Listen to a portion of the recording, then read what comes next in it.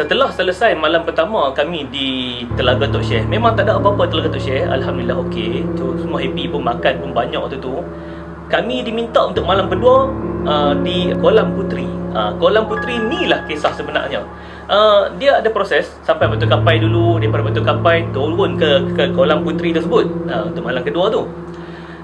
Ketika di Kolam Puteri itulah jadi satu kejadian yang agak pelik, di mana kami diganggu oleh satu entiti halus yang berada di sekitar kawasan tersebut. Kejadian dia berlaku ketika sebelah malam. Belah pagi tak ada masalah, kami masak semua macam biasa. Sampai di Kolam Puteri tersebut, malam kami diminta masuk ke dalam gua. Ada gua di belakang yang terjun Kolam Puteri. Kami 5 orang masuk. Mula-mula okey, lepas main isyak semua habis, selesai kami masuk okey. Ada berzikir ramai-ramai. Ada kejadian lah, sahabat saya ni dia siap terawangan lah apalah. Saya pun tak pasti betul itu pun tidak. Sama ada mungkin dia mengantuk kot pada ketika tersebut. Yang pastinya kejadian dia ketika kami duduk ramai dalam gua tersebut memang kena kacau. Yang kena kacau macam mana? Pada peringkat mula dia, seorang rakan saya keluar daripada gua untuk nak qada hajat, iaitu dia nak buang air kecil. Dia keluar dan dia tak masuk balik. Kalau ikutkan syarat, kami kena sempurnakan dalam gua tersebut malam tersebut kena ada 5 orang sampai subuh, sampai pagi untuk berwirid dan sebagainya. Tapi dia keluar tak masuk balik. Lalu timbul yang rasa ragu-ragu dan takut dekat rakan-rakan yang lain apa jadi dekat dia. 2 orang lagi ikut keluar untuk pergi cari dia, dan mereka pun tak balik. Lepas mereka tak balik masuk, tinggal saya dengan seorang lagi rakan. Dan rakan ni pun akhirnya ambil keputusan untuk keluar. Tapi saya, disebabkan semua orang dah keluar, saya tak boleh keluar. Kalau kami semua keluar daripada gua tersebut, akan batal pertapaan tersebut. Jadi saya tak usah tunggu dalam gua. Saya duduk seorang-seorang. Waktu tu memang saya fikir nak lari keluar lagi lah. Adalah niat nak lari keluar tu. Tapi disebabkan saya takut nanti kalau kita batal, sia-sia pula kita dah main jauh-jauh kan. Jadi saya tahan duduk seorang-seorang dalam gua tersebut. Saya pun tak tahu apa jadi kat rakan-rakan. Mereka keluar hilang tu Mereka tak masuk. Semua tak masuk. Yang tinggal saya seorang dalam gua tersebut. Dan saya pun kita pun risau juga kan dalam gua tersebut. Dan gua ni satu masalah dia, Dia tak boleh pasang lilin. Memang tak, oksigen tak cukup dalam gua tersebut. Jadi pasang dia padam. Di situlah saya mula terdengar benda-benda yang pelik-pelik, dan saya ternampak kelibat. Mungkin juga disebabkan perasaan takut saya lah. Kita tak tahu, Allah Alam, mungkin saya takut sangat kan. Tapi benda tersebut saya tengok sangat jelas. Sangat-sangat jelas. Sampai saya nak nafikan pun saya pun tak dapat nak nafi. Percaya ataupun tidak, saya nampak dalam kelibat di hadapan kita duduk dalam gua, di hadapan gua tersebut saya nampak kelibat seekor ular yang agak besar dalam kolam tersebut. Sisik dia warna hitam kehijau-hijauan sikit. Dalam keadaan malam memang pekat lah, gelap lah, tapi ada siranan bulan waktu tersebut. Kita nampak jugalah. Sebab ayat terjun turun, kita duduk menghadap keluar. Kita duduk dalam gua menghadap keluar, dan kita nampak di atas permukaan air tu ada sisik ular timbul. Macam tu dia berjalan. Dia naik. Besar ular tu, memang sangat besar. Besar, lebih kurang besar ni, batang-batang nyok tu lebih kurang. Memang besar. Nampak sisik dia warna hijau-hijau. Dia melit naik. Mula saya ingatkan biar air saja. Saya tenung lagi tengok. Ini macam ular, saya kata. Tu saya istighfar. Saya cakap astagfirullahalazim. Saya pun berdebar dan takut juga pada ketika tu. Jadi nak lari keluar, tak lari keluar. Kalau saya lari keluar, ular tu ada depan sana. Lebih baik saya duduk dalam gua. Saya fikir macam tu. Apa saya buat, dan pada bijaksana kita ni, sebelum masuk tu pun saya pun dah buat preparation dah. Saya fikir awal. Saya ambil kain selimut, saya bawa masuk sekali warna hitam. Jadi kain selimut tu saya balut di badan saya. Bila jadi macam tu, pelan-pelan kain selimut ni naik ke atas kepala. Tutup. Bukan apa, kita pecah risau lah kan. Lepas tu kain selimut ni pun saya tutup di atas kepala, dan torchlight ada di dalam kain selimut ni. dalam kain ni dengan saya. Jadi saya standby, tasbih di tangan kanan, dan saya terus wirid. Dan position saya duduk tu pula yang tak berapa nak cantik tu. Gua tersebut dia pintu gua tersebut tak besar mana lah pintu gua tersebut, dan ada sebiji batu pula menghalang pintu gua tersebut, betul-betul tutup dia. Cuma ada satu laluan saja kecil untuk orang lalu di celah batu tersebut untuk masuk dalam gua. Saya duduk betul-betul menghadap di laluan tersebut. Jadi saya fikir kalau jadi apa-apa ni, memang benda ni masuk terus aku laluan dia kata. Saya tak ada defend dia kata. Saya tutup dengan kain. Saya teruskan pertapaan saya. Malangnya semasa saya teruskan pertapaan ni, saya memang saya tak sangka lah benda ni nak berlaku.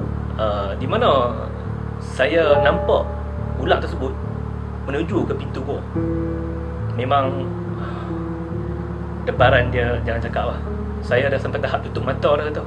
Khayalan, cubaan. Dah keluar dah apa dialog Piramli tu semua keluar habis dah.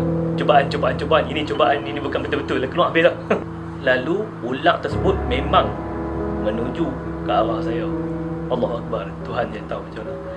Dan dengan berdebar jantung ni, saya seorang-seorang dalam gua. Geng-geng lain dah lari keluar dah. Saya terfikir apa tahu? Kenapa saya tak lari keluar awal-awal dengan mereka sekali? Kenapa saya stay lagi dalam gua? Saya dah 50-50 dah lari keluar, saya nampak benda tu duduk mai. Dan saya memang tak boleh keluar. Apa saya buat? Saya ada istighfar dalam hati, istighfar banyak, kata ya Allah. Saya dah berdoa pada Allah Taala, kata saya tak pengantungan pengharapan saya sepenuhnya pada Allah Subhanahu Taala. Saya kata, ya Allah, aku serah diri aku tanpa pinamu, ya Allah, jaga aku ya Allah. Saya istighfar banyak-banyak, saya selawat banyak-banyak.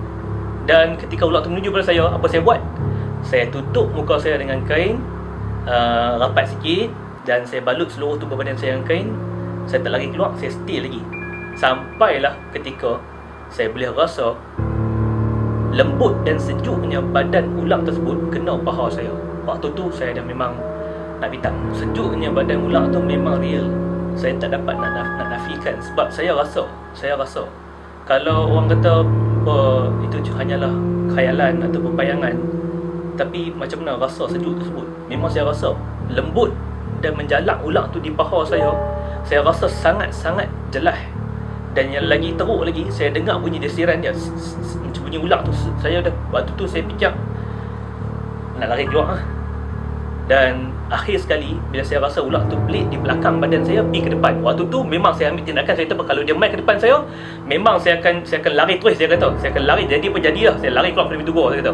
Akhir sekali, bunyi desir ular tersebut memang betul-betul berada di depan muka saya, dan saya dah stop nafas dah.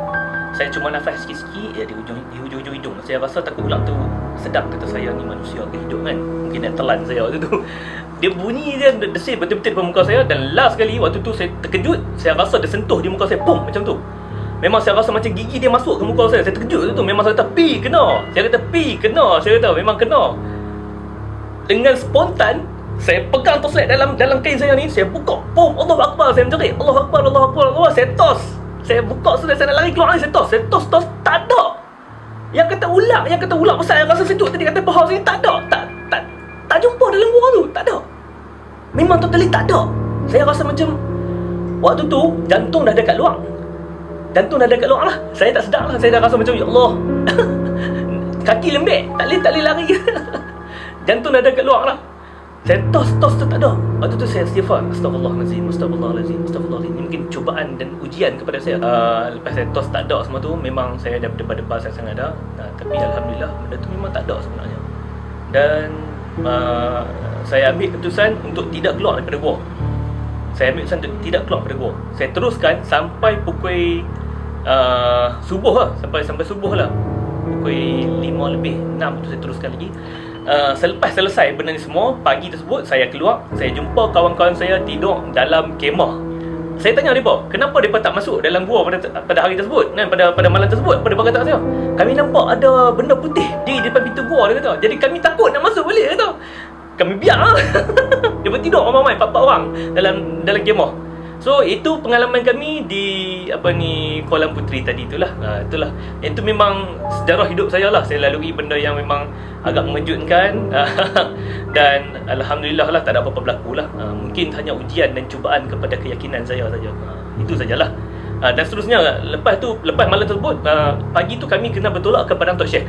Dan ada kisah pula di Padang Tok Syekh tersebut, di mana kami dengar orang bacaan Al-Quran. Kami dengar orang memang dengar real macam orang macam berzikir dan sebagainya. Sedangkan di atas padang tersebut pada hari tersebut tak ada orang. Okey, tak apa, kita akan sambung penkisahan ni pada siri yang seterusnya. Okey. Dan di sini sajalah story saya untuk video kali ini. Sesungguhnya benda-benda gaib ni memang ada, seperti dalam Al-Quran tersebut berkenaan dengan surah jin. Jadi jin tersebut memang adalah. Saya rasa itu kemungkinan jin ataupun makhluk halus yang mendiami Gunung Jerai. Cuma kita tak tahu macam mana dia punya condition mereka di atas tu. Yang kita kena